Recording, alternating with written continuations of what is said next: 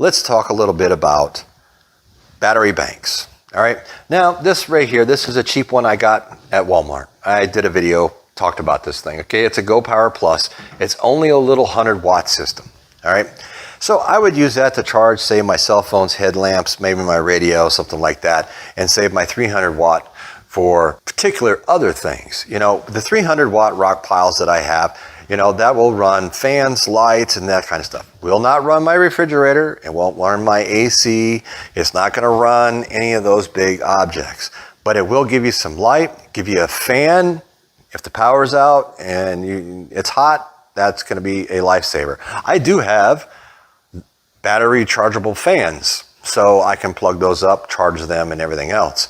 Now, if you are going to go with any type of battery bank, do your homework and find the one that's going to be right for you, because they range in prices from $50 all the way up into the thousands of dollars. So it's whatever you can afford to do. But if you're going to buy one of those, you also have to have some way to charge it, which I have right back here, which is the Rockpiles 100-watt solar charger. Comes with all the different adapters. I can plug in probably about 8 things on that thing at one time and charge them.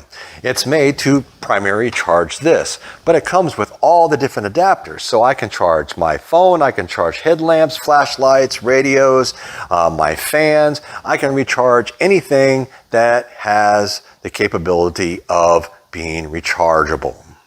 So that's a really great thing, but you want to make sure that you do have a solar panel that you can put out in the sun and charge all your said products during the day while you don't need lights and all that kind of stuff. You might want to make sure you're charging your battery banks if you're using those at night. Let's talk a little bit about cooking. All right, so if you're like me, I have a glass top. I hate it. All right, I'd rather have gas, but it is what it is. All right, so I have an electric stove. Now, the downside to that is, more than likely, if the hurricane is above a 2, you're going to lose power.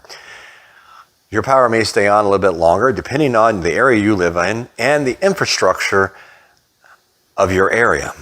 Now, in my area, they're always working on updating and burying lines and doing all this kind of stuff. And you live in an area where they haven't really done that yet because it is a very expensive process. You can't cook. You don't have power. What are you going to do? It's useless. You can't do anything with it. It is useless. That's when you got to fall back to your good old Coleman stoves, your gas ones, and these type of products. Okay, now it doesn't have to be a Coleman stove. You can go to Walmart and buy their brand, all right? Or you can buy, you know, whoever's brand, all right? The thing I'm trying to get across here is you want to make sure that you have some way to cook. It's what you can afford, okay? Now, the gas one does run on butane, all right? The Coleman stove runs on propane. You can buy the adapter to switch your gas one from butane to propane. Did I lose you?